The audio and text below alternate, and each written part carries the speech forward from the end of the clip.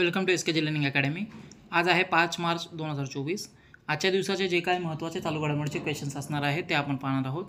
त्या अगोदर आपल्या चॅनलवर जर पहिल्यांदा आला असाल चॅनलला सबस्क्राइब आणि व्हिडिओला लाईक करायला विसरू नका। अशाच प्रकारचे रोजचे रोज चालू घडामोडीचे सेशन आपण घेऊन येत असतो। चला तर आजच्या सेशनला सुरुवात करूया। आजचा पहिला प्रश्न आहे, नुकताच महाराष्ट्र भूषण पुरस्कार 2024ने कोणाला सन्मानित करण्यात आला आहे? तर पहा, नुकताच 2024च्या महाराष्ट्र भूषण पुरस्काराने सन्मानित करण्यात आलेले आहे। ऑप्शन क्रमांक सी, डॉक्टर प्रदीप महाजन यांना 2024चा महाराष्ट्र भूषण पुरस्कार प्रदान करण्यात आलेला आहे। तर प्रदीप महाजन यांना महाराष्ट्र राज्याचा सर्वोच्च सन्मान महाराष्ट्र भूषण पुरस्कार 2024ने नुकताच सन्मानित करण्यात आला आहे। आरोग्य क्षेत्रातील त्यांच्या योगदानासाठी त्यांना हा पुरस्कार प्रदान करण्यात आला आहे। या अगोदर 2023साठी मराठी चित्रपट अभिनेते अशोक सराफ यांना देखील महाराष्ट्र भूषण पुरस्कार देण्यात आला आहे। महाराष्ट्र राज्य सरकारकडून हा पुरस्कार 1996 पासून देण्यास सुरुवात करण्यात आली। या पुरस्कारामध्ये 25 लाख रुपयांची राशी, स्मृतिचिन्ह तसेच प्रमाणपत्र प्रदान केले जाते। 2022चा जो महाराष्ट्र भूषण पुरस्कार आहे ज्येष्ठ निरूपणकार अप्पासाहेब धर्माधिकारी यांना देण्यात आला होता। पुढचा प्रश्न पाहूया, नुकताच आंतरराष्ट्रीय गीता महोत्सवाचे आयोजन कोणत्या देशात पहिल्यांदाच करण्यात आलं आहे? या प्रश्नाचं योग्य उत्तर आहे ऑप्शन क्रमांक बी, श्रीलंका। श्रीलंका या देशामध्ये नुकताच आंतरराष्ट्रीय गीता महोत्सवाचे आयोजन हे करण्यात आलं आहे आणि श्रीलंकेमध्ये या आंतरराष्ट्रीय गीता महोत्सवाचे हे पहिलेच आयोजन आहे। तर आंतरराष्ट्रीय गीता महोत्सवाचे हे एकंदरीत 5वे संस्करण होते। 1 ते 3 मार्च दरम्यान याचं आयोजन श्रीलंकेमध्ये करण्यात आलं होतं। या महोत्सवादरम्यान गीता यज्ञ, गीता जप, शोभायात्रा तसेच अनेक कार्यक्रमांचे आयोजन देखील करण्यात आले होते। 4 मार्च रोजी श्रीलंकेच्या संसदेमध्ये श्रीमद भगवद्गीतेची एक प्रत सादर केली गेली। आंतरराष्ट्रीय गीता महोत्सवाचे आयोजन हे हरियाणा येथील कुरुक्षेत्र विकास बोर्डकडून केले जाते।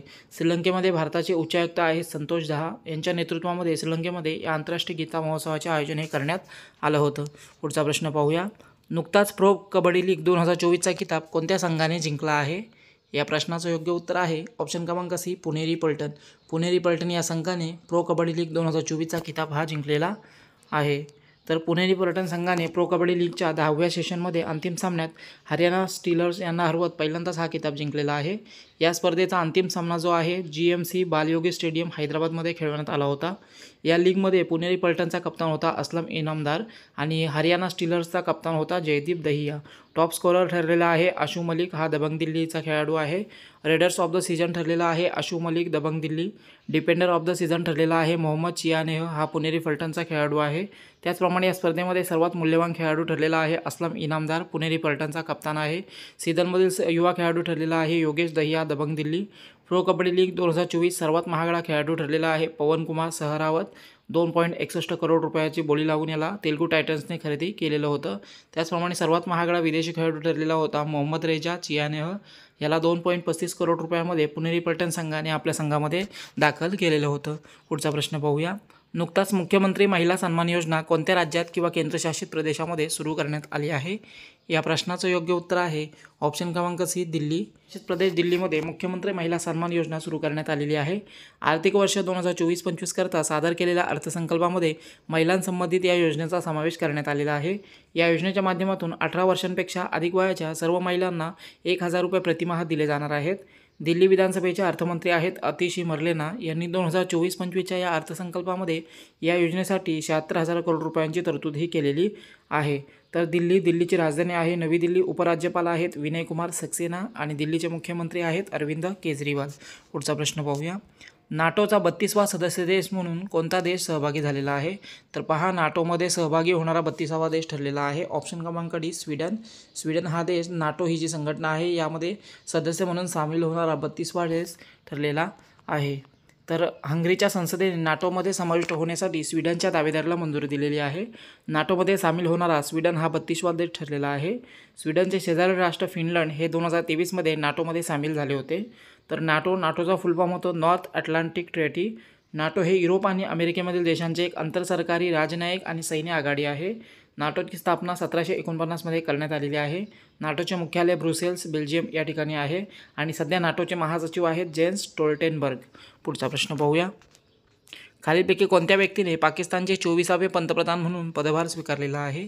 या प्रश्नाचं योग्य उत्तर आहे ऑप्शन क्रमांक डी, शहाबाज शरीफ। यांची नुकतीच पाकिस्तानचे 24वे पंतप्रधान म्हणून नियुक्ती करण्यात आलेली होती आणि त्यांनी आता आपल्या पदभार हा स्वीकारलेला आहे।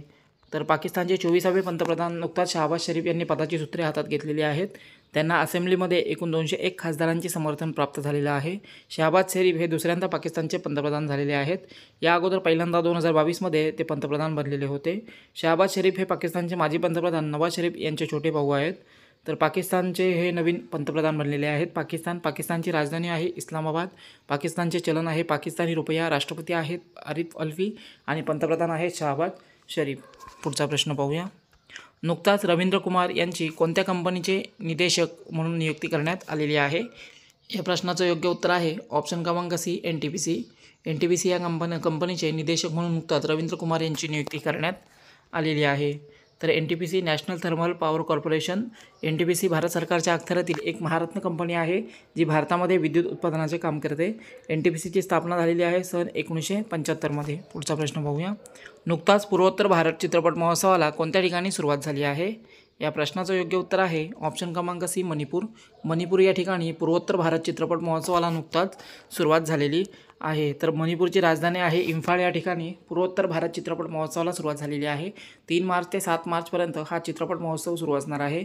या महोत्सवाचा प्रमुख उद्देश म्हणजे पूर्वोत्तर भारताच्या चित्रपट क्षेत्रातील योगदानाला व्यासपीठ मिळवून देणे हा आहे. मणिपूरची राजधानी आहे इम्फाळ. मुख्यमंत्री आहेत N बिरेन सिंग आणि राज्यपाल आहेत अनुसुया उइके.